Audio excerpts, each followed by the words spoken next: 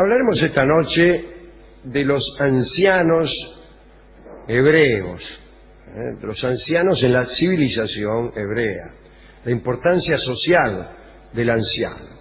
Así que diremos que según los escritos más antiguos, en la época del nomadismo, los ancianos desempeñaban un papel fundamental y eran considerados los jefes naturales del pueblo. Moisés tomó sus decisiones solamente después de haberlos consultado.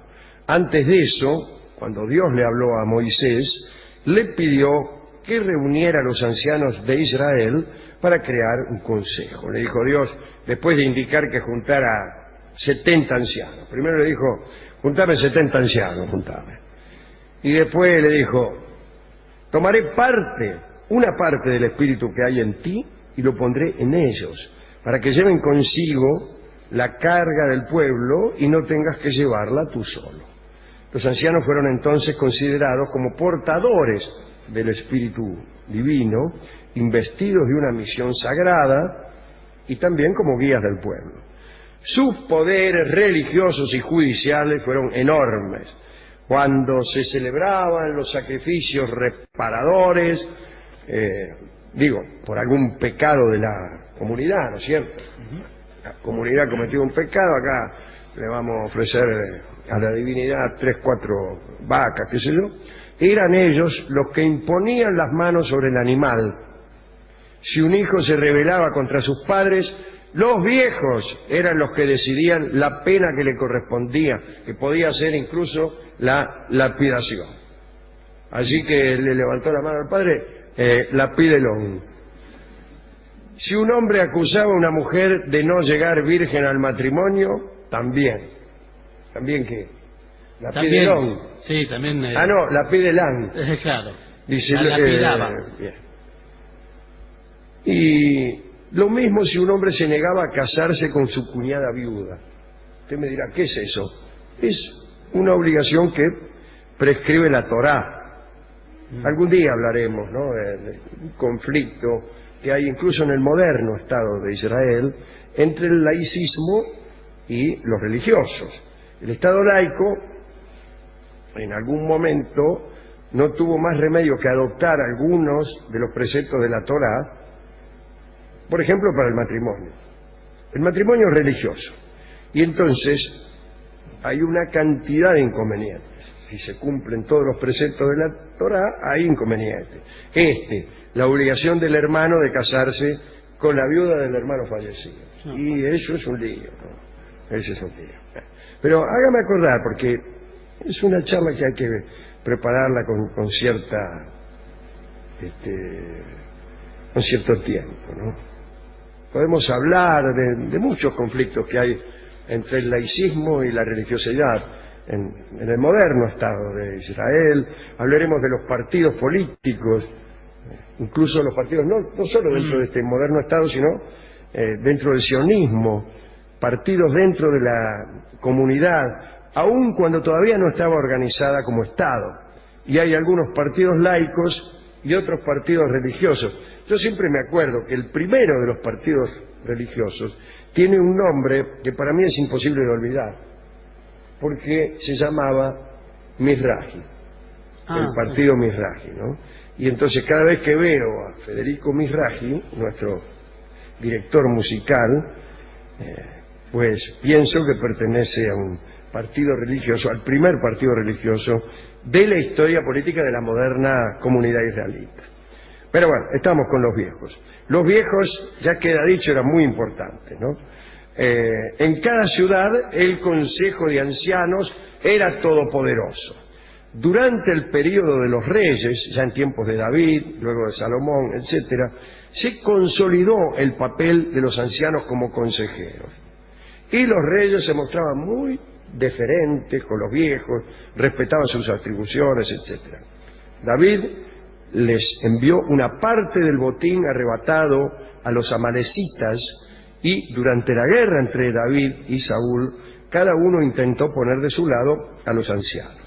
Esa armonía entre los reyes y los ancianos continuó durante el gobierno de Salomón, que también los consultaba che, ¿dónde les parece que pongamos el arca del templo, cómo la trasladamos? Yo qué sé.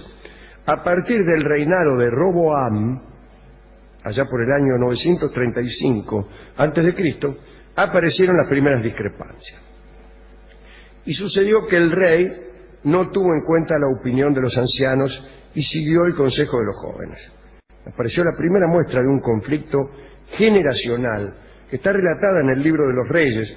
Parece que el pueblo había solicitado una disminución de los impuestos.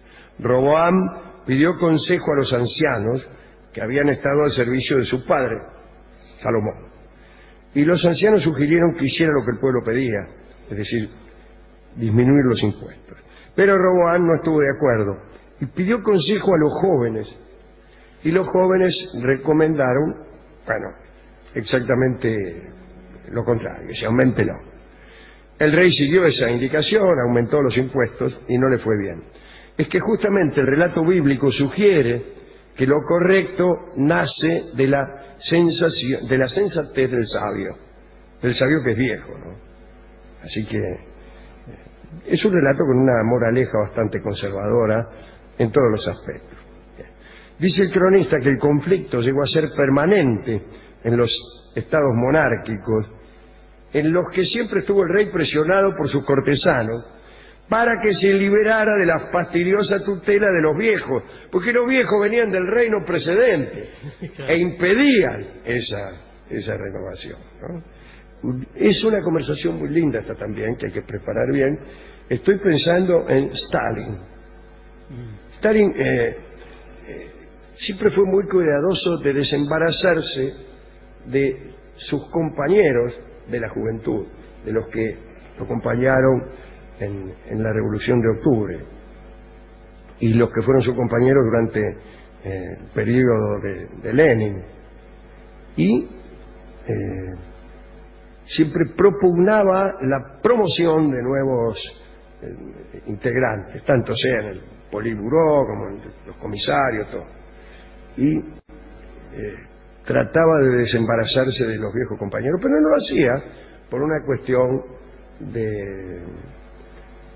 de progreso, sino para mejor aceitar sus recursos de permanencia en el poder. Es un diseño político. Es un diseño político bastante atendido. Muy clásico, muy clásico. Bueno, los escritos más antiguos coinciden en destacar la nobleza, la sabiduría y carácter venerable de los ancianos, cuanto más edad tuvieran. O sea, cuanto más viejo, mejor. El patriarca era el modelo.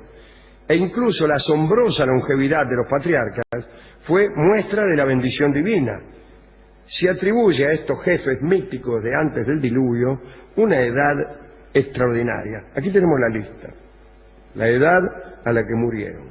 Adán, 930 años. Sí. ¿Cómo me gustaría morirme a los 930 años? Le duele todo. Sí, bueno. Después, Seth, 912. Enoch, 905. Matusela o Matusalén, que fue el más viejo de todos, 969. Lamec murió joven, 777 años. Una pena. Malaleel a los 895, Kenán a los 910 y Noé a los 960. A partir de Noé la longevidad va a reducirse lentamente como resultado de la cólera divina. Sem, el hijo de Noé, vivió 600 y ahí lo tiene Abraham, que murió a los 175. Isaac, 180, Jacob, 147 y José, 110. Todos de distintas generaciones. Ahí tiene toda una lista, ¿no? Abraham, Isaac, Jacob y José, todos hijos uno del otro.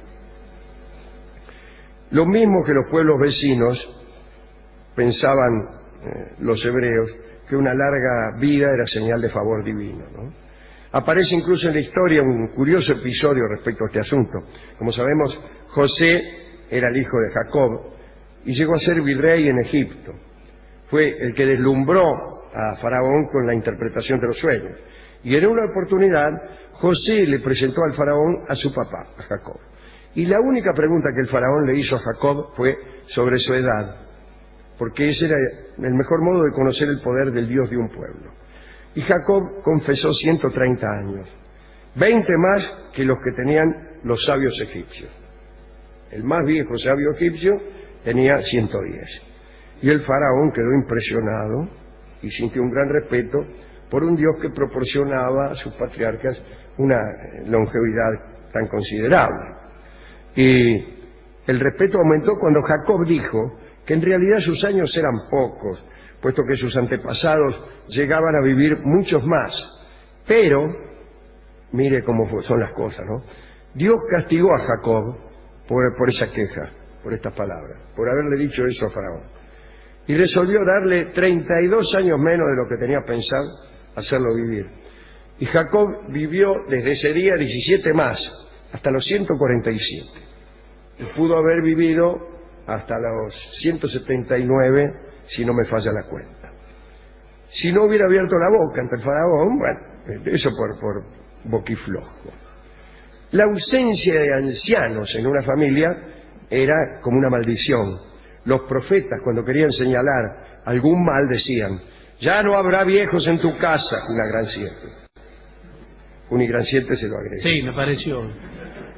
Además de la veneración religiosa, la verdad es que la ley mosaica acompañaba ese cuidado y garantizaba el respeto.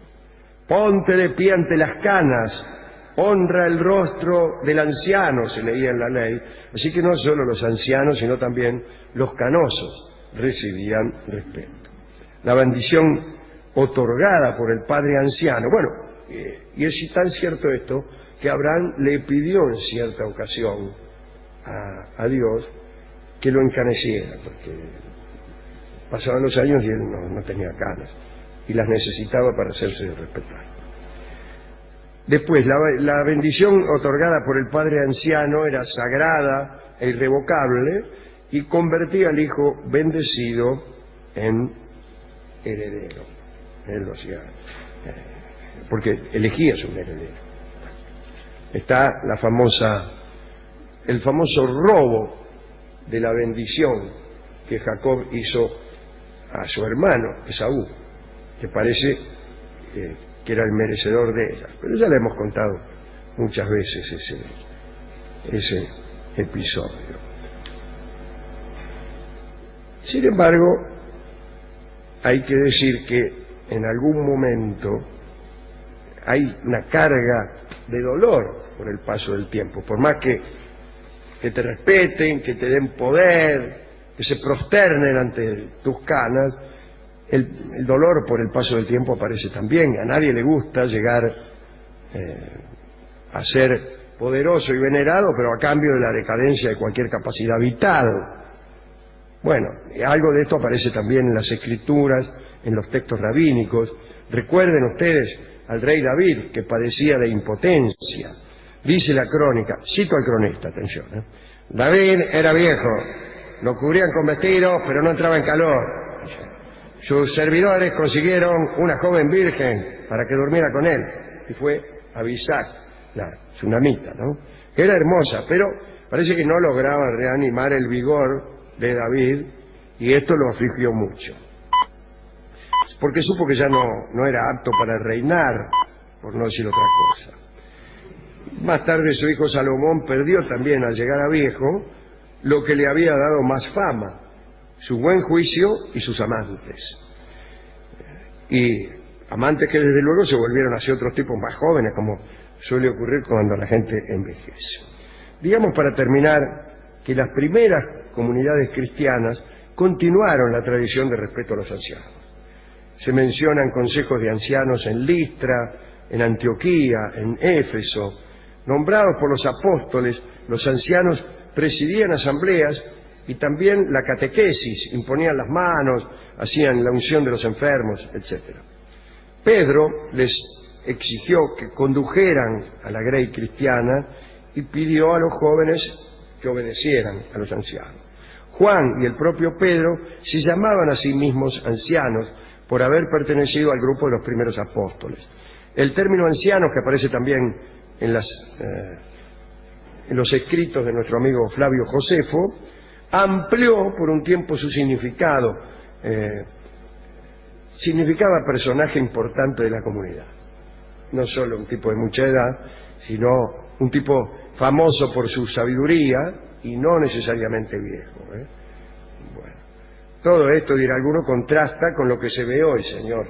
Sí. Sí, que una no puede subir a un colectivo y que le den el asiento y no respetan a una señora anciana como yo. Siéntese, señora. Es verdad. ¿Sí? Sí, señor. Sí, cómo no, señor. Tiene razón, señor. Bueno, no, tampoco se burle Le dé la razón como a los viejos. Claro, como los locos. Hemos ido a la discoteca para ver qué disco nos daban. Nos atendió un discotecario viejo, provecto discotecario, que hacía 103 años que estaba en Radio Continental. E inmediatamente, bueno, nos prosternamos ante él, le rendimos pleitesía, le testimoniamos nuestro respeto y le afanamos unos cuantos discos porque el viejo mucho no veía. Así que entre los que nos afanamos estaba el disco Vieja Viola, que viene a ilustrar esta charla acerca de la ancianidad entre los hebreos. Así que Vieja Viola va a ser interpretado por Edmundo Rivero con el acompañamiento de Roberto Grela.